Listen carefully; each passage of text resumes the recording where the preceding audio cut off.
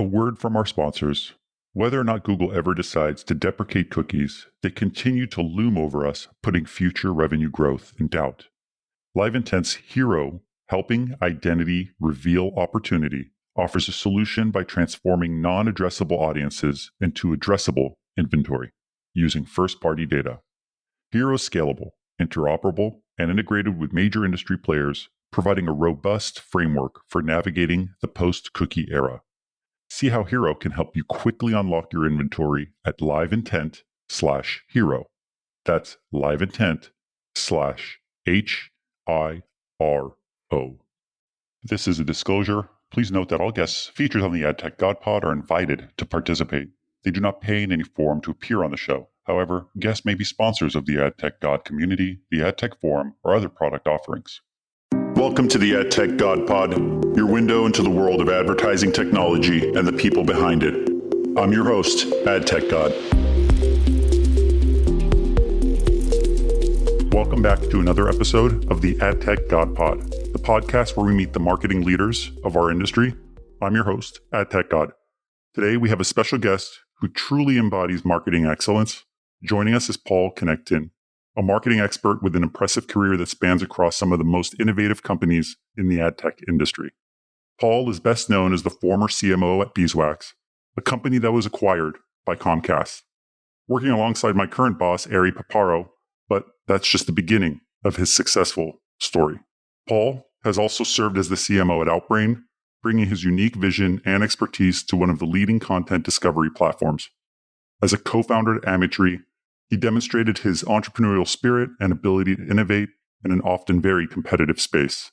With such a rich background in marketing, Paul has a wealth of knowledge and insights to share today.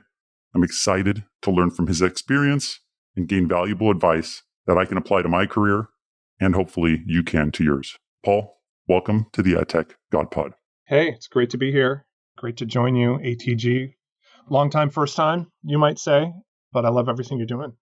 Thank you. And thank you for being here today. I'm actually super excited to talk to you, just knowing that you had previously worked with Ari Paparo, who, as of recently acquired AdTechGod, but also super excited to hear about your marketing background, how you worked with these ad tech companies, considering, I'm doing a lot of that now in my current role. Yeah, happy to dive into any of those things. How did you initially get into the industry? How did you start in ad tech and kind of what brought you to the point that you're at now? Yeah, so it was entirely by accident. Wasn't a choice. It was that I was working and living in Israel. I was in my 20s, and this was back in the big Web 2.0 boom, which feels like a lifetime away from now. And maybe it's just saying something about my age or where I'm at in my career and my life, but it just felt like this time when everything was possible. The internet was kind of still somewhat of a novelty, and like building for it was like being in a band. I think I'm going to weave this throughout our conversation, but I think that ultimately marketing is a creative endeavor when it's done well. I came from a background of being in bands and working at recording studios. My roommate / first boss at a recording studio produced the first Fall Out Boy record. When I was working there, like it was a heady time, and I felt that same type of excitement and energy and that like early aughts, mid aughts thing. And so I worked for this company called Dapper, which was this Web 2.0 quirky content mapping tool. And you click on a website, create an XML feed out of it. And the idea was like to make this content marketplace where people could syndicate their content, and like everything else, it just, everything pivots into an ad business at some point. Everything's an ad network. Well, it was also true back then. And we wound up thinking about it like, well, what's content that everybody wants to syndicate, that someone would pay to syndicate? Well, that's an ad. So we pivoted into, I guess, what you might call like an early version of what Criteo does, or what they did then, which is like we can easily build a feed out of your website that then you can beam into any ad format. And so that became the product. So then by default, we just ended up in ad tech. And again, we're talking 2009, 2008, maybe at this point. Right Media had just been acquired. So that was the big thing. Blue Lithium, I think maybe they had been acquired by Yahoo, but it was like, ad exchanges were brand new. DSPs were brand new. We were this like quirky creative tool. We didn't really know where to play. Like we were getting ad serving fees, and that wasn't really paying the bills, even though we were like generating orders of magnitude higher performance because we were actually putting products in the ads that you had browsed, or you would look at an article in Fodors about visiting Albuquerque, New Mexico, and lo, there would be an ad for a hotel there. Like, we were the first ones to really do that at scale. And so that data-driven stuff and the real-time bidding stuff became a way for us to essentially become an ad network. And we were able to bundle the media with it, which is then where the real margins came in. And that was our first foray, or it was my first foray into ad tech. And that was my first time actually doing marketing too. I was hired as a business development guy. And there just really wasn't any business to develop. Like, okay, I was supposed to help make these content partnerships, but there was no money in that. I think that it was a thing about nobody knows that we're this really cool ad tool. How do we create hype around that? And I just kind of by default ended up as our head of marketing. Now, that had tapped, I think, a lot into my roots. Like, I was the guy who was saying, hey, we should hand out free CDs outside the House of Blues, the weekend before we play there to try to sell more tickets. Like, how do we connect the dots between what we want to happen in the world and where we are now? So I started just kind of doing marketing for Dapper, and I was lucky to have two co-founders, John Eisen, who I wound up starting Amitree with, and Eran Shir, who's now the CEO of a really cool company called Nexar. And they believed in me and gave me that role. And then we wound up hiring an outside CEO, a guy named James Barricker, who had previously led Efficient Frontier. He had sold a search marketing technology company to ValueClick, and he believed in me even more. Or I guess he believed in me the same, but he had a background where he knew how to blow out marketing, how to spend on it. And he was like, everything you're doing is great. You need to do more of it. And so he kind of took the handcuffs off, so to speak. And that was my first experience with just working with a CEO that truly gets it. So that's how I got into ad tech. And, we started this thing. In fact, I don't mean to pull a rank on you there, ATG, but I think I might have had the very first ad tech podcast. I wish I had kept it up. It was called Fixing Advertising. The original name was Advertising Sucks because I wanted it to be a provocative thing. But we called it Fixing Advertising, and it was an event series. It was a podcast. It was real-time bidding is new. We're helping people understand it. We're bringing on the practitioners who are doing it. I think we had Brian O'Kelly on one episode. And it was like Dapper's this little company based in Israel. We're now with a U.S. office. And nobody really knows who we are. How do we make ourselves seem bigger than just our product and our service? And that is the key that I bring, I think, to every one of the companies I've ever worked for, the ones I work with now. And now it seems obvious because everyone does it. But how do you get people to think about you on their way home from work? How do you get to be bigger than just the stupid little thing you're selling? Because people buy dumb things all the time from people they like. And it's that's the key there. So we did this crusade called Fixing Advertising. We were in discussions with Yahoo, which back again, you got to remember, Yahoo was the number one most visited website in the world. It's still in the top 10, I believe. But back then, it truly was huge. And they had bought Right Media. They were doubling down on ad tech. They had this program called Smart Ads run by Peter Kim, which, by the way, you want to talk about some of the unsung architects of ad tech that aren't online terminally that kind of built a lot of this infrastructure. Peter Kim's got to be on your list. Miles Younger would have a lot to say about him probably because they worked together at their successful startup that got bought by Martin Sorrell.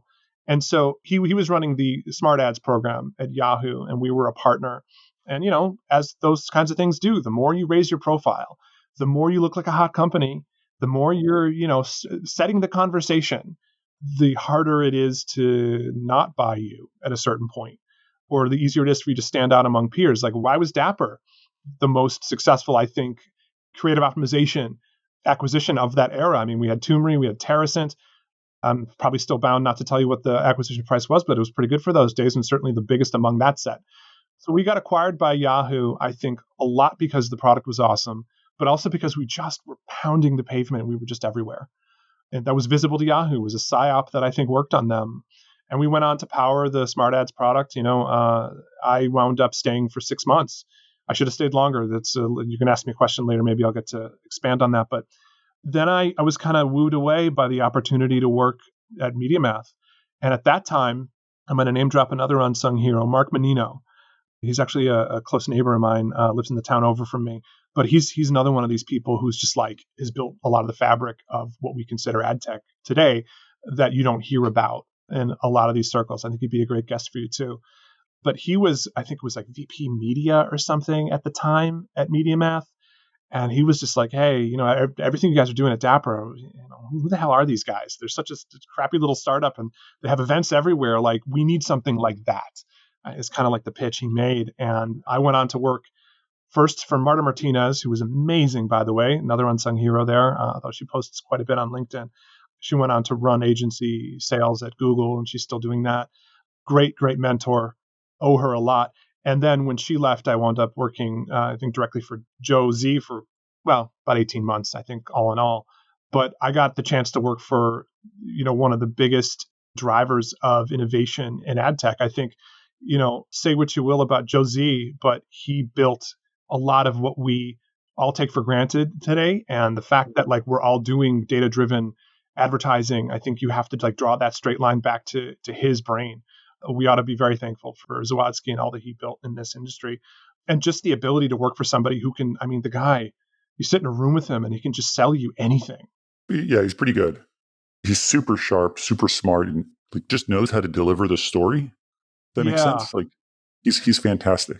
And not that many people in ad tech get exposed to working for that kind of talent.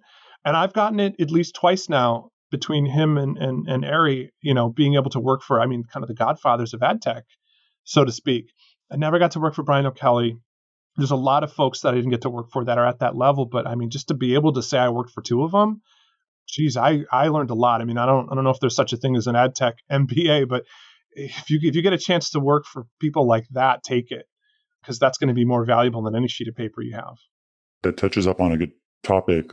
When I spoke with Ari about, working with him more closely and kind of rolling this brand under Marketecture, it was like a no-brainer for me. I'm like, this is a no-brainer.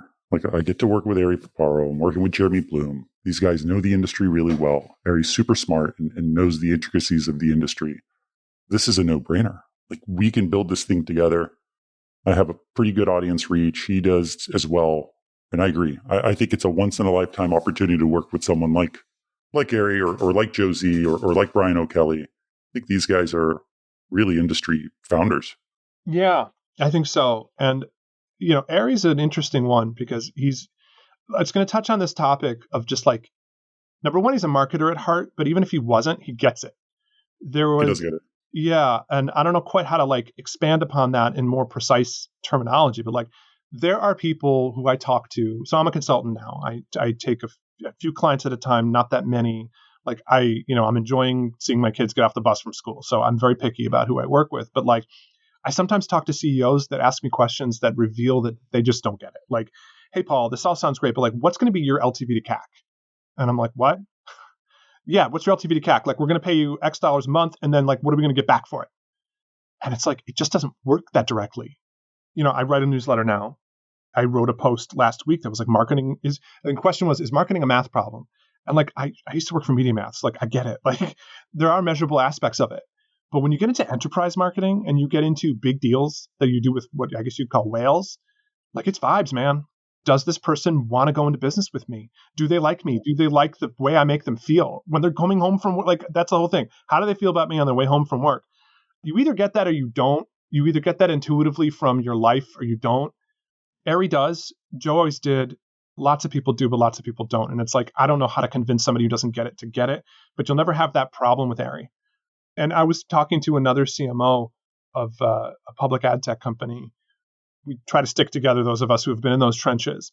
And I was just well, how do you make it work, man? How do you get your CEO to believe in the things you're doing that sometimes or oftentimes they really don't return investment to a line item in such a clean, perfectly believable way. And he was just he gets it. I don't know what else to say. He's always believed in me and he gets it.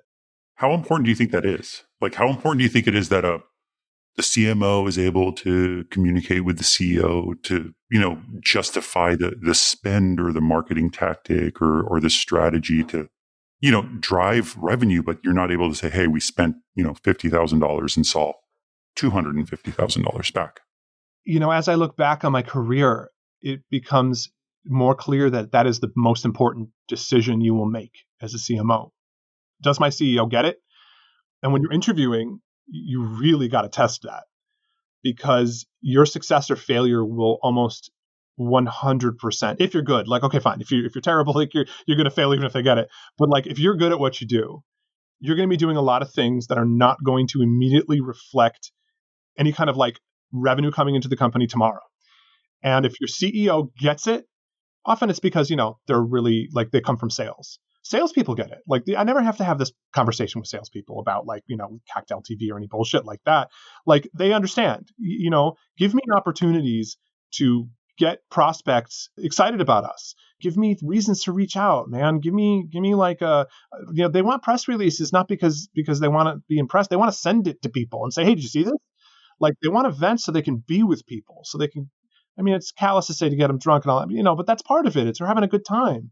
If a CEO comes from that background, no, not Ari doesn't, so this is not a good example for him, but oftentimes if they come from sales, they truly understand that the most important thing marketing can do for them is get a clear and concise story that gets the prospects and the customers excited, and that gives sales a clear story to tell, that makes sales excited to pick up the phone, that makes them excited to talk about the company, that this is a vibes-based business, and that you have to invest in that stuff. So I'd say if you're a CMO and you are interviewing or you're considering an opportunity, this is, by the way, I don't know anything about consumer marketing. I don't know anything about DTC. I don't want people, yelling at me about like, well, everything's data driven what we do. And okay, great. That's a part of the world I don't understand. I work for companies that have, they can close their eyes and tell me who their next 15 customers should be. And that's enterprise marketing. And that's a different beast altogether. The GOAT in that rodeo is Mark Benioff. He wrote Behind the Cloud. That's my Bible. That's how you do it. It hasn't really changed that much since he wrote that book. I think, by the way, this doesn't apply to just CMOs. Like if you're applying for a position as a director of marketing, a marketing manager, a marketing assistant, a marketing intern, right? If you get the sense that the people at the top don't respect marketing, consider that. Right. No, I get that. I think a lot of it is how are we sending our troops out, right? Like how are we sending our sales team out? How are we sending our event participation, whether it's, executive level or below, out into an event? What is the story that we're going to market with, and who do we need to talk to, and how do we get the right people in the right room? And that was something I said on the podcast with Eric and Ari. It was like, look, we want to get the right people in the right room and talk about the right topics. That's the goal. The extension of that is we have incredible reach across the industry. So how do we combine those things to build out something that's really unique in market, that's not, for the masses per se? That's what the content piece is for. But then how do we have the right conversations in the right rooms to kind of provide the right information to users?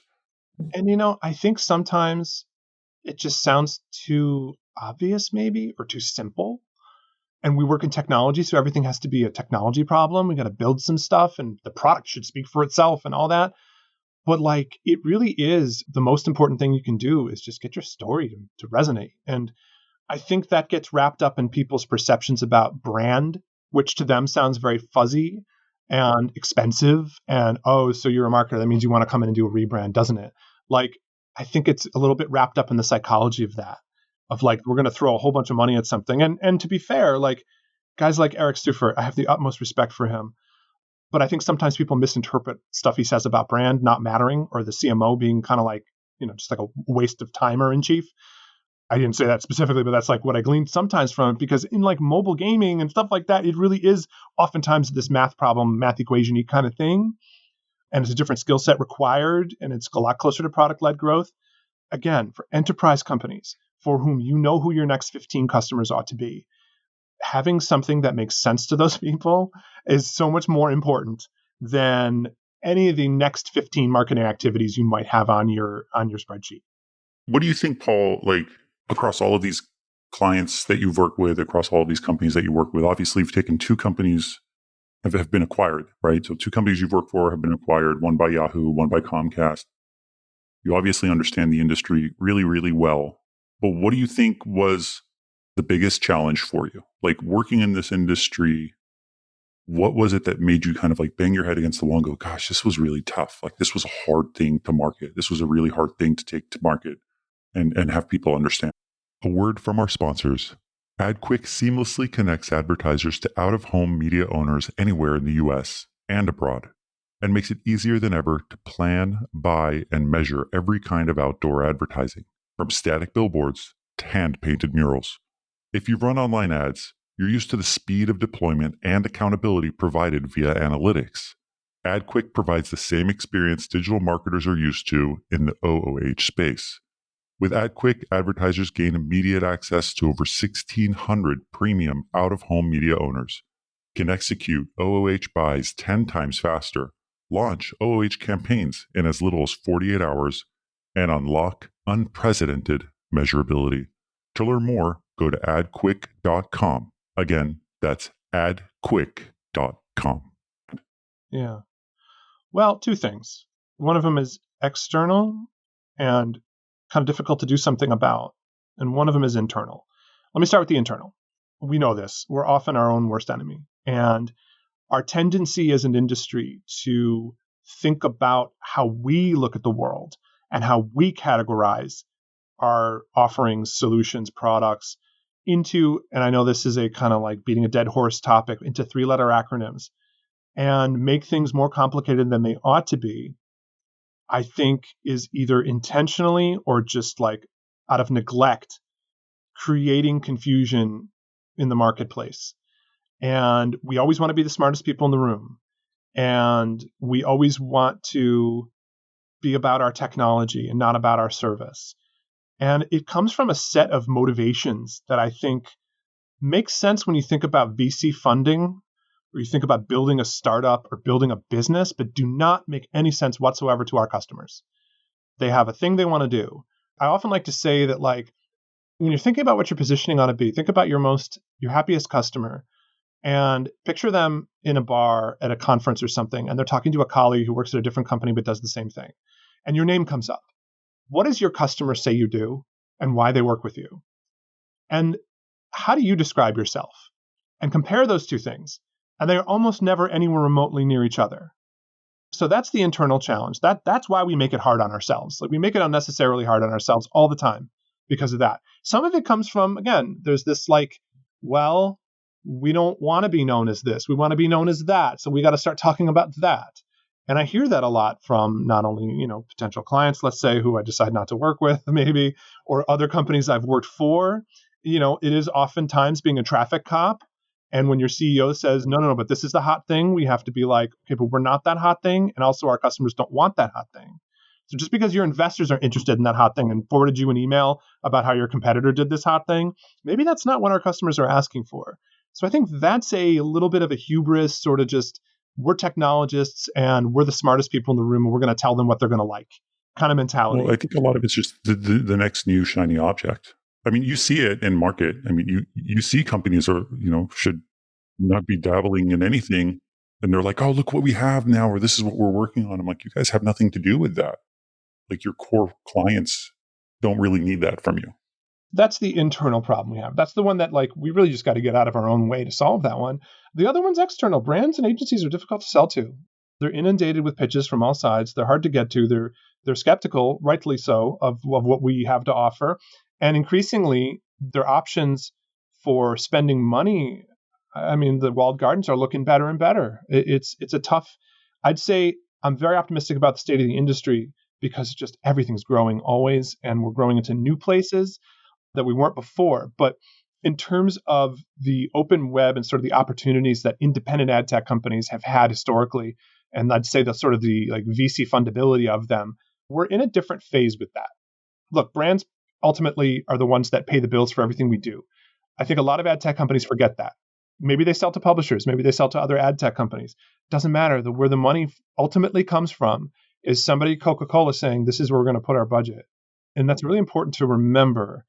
I think that we've tried a lot of ways, like a lot of the stuff's been tried, back in 2009, 2010, like I might have been able to get them to be on one of our panels, like, because there weren't that many people talking about data-driven advertising. And like, they were the practitioners who were early adopters of it. So they wanted to have their profile raised. I think maybe nowadays that's a little bit more difficult, although I'm sure there are some companies that are good at doing it. So to summarize, like, I think we have a lot of internal challenges that we ought to remove from our way. But it is also genuinely more difficult these days, I think, to get attention from our target customers than maybe it once was. Yeah, it is. The market's so saturated with very similar looking products, to be honest. And getting in front of them and really differentiating your offer, it's hard. It's hard going to an agency saying I'm the best, whatever demand side platform, and I could replace the one that you currently have today. They're like, cool, we've heard this from 15 Good other luck people. with that. But somebody should do it. Like, we should not determine that, well, I guess we're done with DSPs now. There's a winner. I mean, if you would have set the clock back 10 years, you would have thought that MediaMath was going to be that one. I mean, I'm a huge fan of the job that Jeff Green and the Trade Desk has done, especially from a marketing front. I've got nothing but respect for the way they do that. But why should they be untouchable? Someone else should absolutely go unseat them. And just as they unseated incumbents in their day, and just as Invite Media, by the way, for those who remember Invite Media, just came out of nowhere, came in, signed a bunch of agency holding company deals, and just won and got acquired by Google very early on. I think it could be done again. So, we talked about kind of getting distracted by shiny lights, industry trends or buzzwords. The ones that we hear in market are kind of the same ones that we have been hearing over the last 6, 12 months. But which one of those trends do you think like really has tailwinds behind it? Like, what do you think is really going to be, I wouldn't say like a game changer, but something truly of value to the ad tech industry, to the advertising industry? Well, I mean, it's simple. The number of surfaces that we've ruined with advertising is still so limited. Like, there are so many places that we can effectively reach consumers that we haven't tapped into yet. I think retail media is the buzzword that we've been hearing for the last couple of years that I think we are only in the very early stages of. I think there's a lot of innovation to be done there and a lot of money to be made there. I think that AI is the obvious shiny object everybody's talking about now. Look, I'm not an expert. I'm usually the last to understand something. I think part of my strength is that I'm not a technologist. I don't know how to code. If I don't understand it, I'm not going to be able to explain it. And if I can't explain it, you probably can't either. Like, I think that it's too early to know exactly how AI is going to truly impact it. But look, there's a couple of companies that are doing cool stuff with it. Carpio is one of them. They're a UK-based company. And, they're helping automate, you can update millions of Amazon listings at once. Let's say you have a Black Friday promotion coming up. How do we inject that into all of our ad copy? Like, that kind of stuff is game changing on a very operational level. Ad ops is going to get a ton of support. Fat Tail's also doing really cool stuff with AI and ad ops, making life easier, making life, surfacing opportunities. But ultimately, like, agents, I know Ari talks about this, like, everything's going to be driven by agents. So this notion that all the walled gardens have their own UIs. Like, what if you could have an agent that could go in and log into all those things for you? I know they don't want you to be able to do that, but it's like only a matter of time before there's some meta DSP that is AI powered that can go and actually like be a optimizing layer on top of all your walled gardens.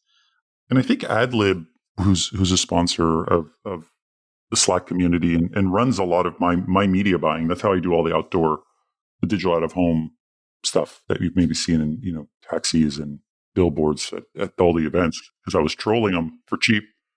I think that's what his platform does, which is pretty cool because he just kind of logs in and can buy across multiple DSPs through his UI. That's very cool. I was not aware of that, which is not a surprise because there's a lot I'm not aware of. And what do you think, Paul, like in terms of people who are working in the industry, whether they're like fresh out of, college or starting out their careers in the industry, whether it's advertising or agency or brand, what advice would you give them to kind of keep up to date and learn and, look at this industry as a long-term industry to be in? I've never given advice to somebody to help them stay up to date on this stuff. I think there's a type of person, or just there's a person who has interest in this at that deep level, and then there's people who don't. I think that, like, let's take someone like Joe Zappa, who we both know, who has not been in ad tech for a super long time, but probably knows more about ad tech than, like, I don't know, 80% of the people working at ad tech, just because he's just got this intelligence and voracious appetite for figuring stuff out and learning and talking to people and going to conferences and asking questions. And, that's why he's super good at what he does. The people I work with who are awesome have just, like, they dig and they ask follow-up questions and they ask how things work. And like, So I don't know how to give advice and like how to keep up on this stuff. This stuff is out there. It's everywhere. And if you work at a decent, like you're going to get forwarded emails, and you're going to go on Twitter or X or whatever, and you're going to see this stuff. The choice is how deeply do you like to engage with it? How much does this drive you? How interested are you in it? You're not interested in the game of ad tech. Because I'll be honest, I'm not interested in ads. I don't care about like ads and them being effective or not. I like the game of it. I like, solving business problems. I like making somebody feel happier in their job because they're using a technology that I'm helping promote. Like, I like doing that aspect of it. I like the marketing, the creative, all that stuff.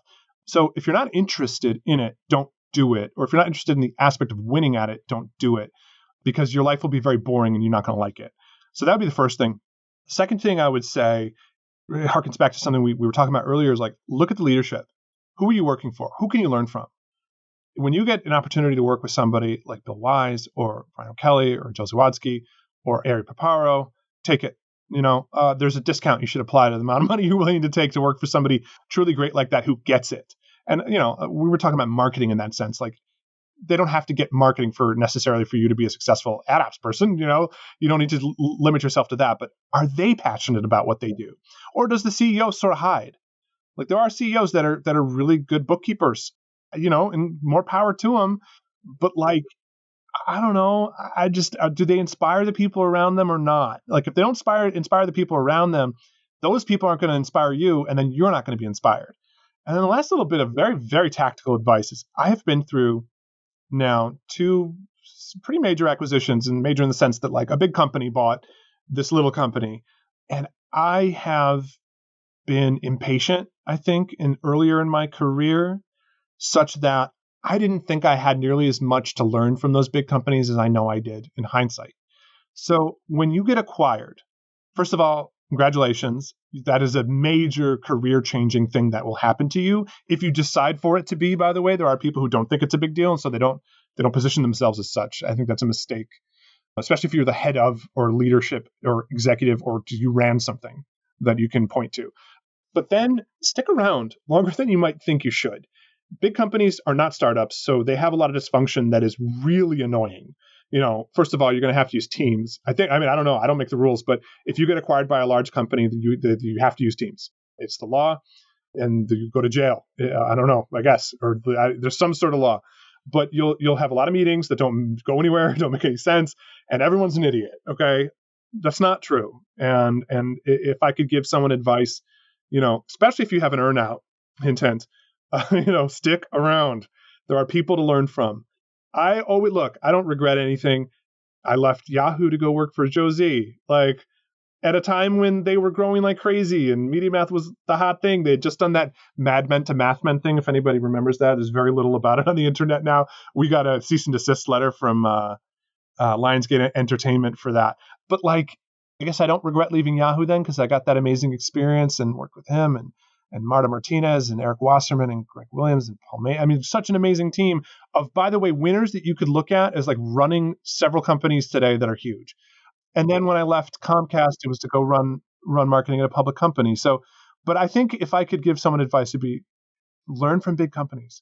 Something happening to ad tech is that it's becoming more of a big company game. And so, I'll tell you again, someone's career that I really admire, Mark Menino, he spent 9 years at Amazon. And that is experience that very few people have, that is so incredibly sought after. So think about that if you're young in your career. Like, look at these opportunities that happen for you as opportunities to grow in sort of an asymmetrical way. And I know some amazing people that are sticking with Comcast after that acquisition. A guy named Todd Keats is somebody I admire a lot. He's now an executive director. But he was a director at Beeswax, this, little startup. And now he's an executive director. He's an executive director at Comcast. Right. It's totally different ball game. It's such a different world working at, big co versus, working at a startup. It's you learn a lot. I think there's a lot of good, there's a lot of bad, but I think you just learn a ton. And your ceiling is much higher. You can keep going. When you become, CMO of Beeswax, like, that's awesome. But like, unless Beeswax becomes $1 billion company or $3 billion company or a $10 billion company, like, you're sort of limited in your career growth there. But once you're acquired by a bigger company, think about sticking around longer. Awesome. And Paul, that actually brings us to the end of this podcast. You've been great, and thank you so much for being here. Awesome. Thanks for having me. Thanks for tuning in to another episode of the AdTechGod Pod, a podcast for the people, about the people that make AdTech great.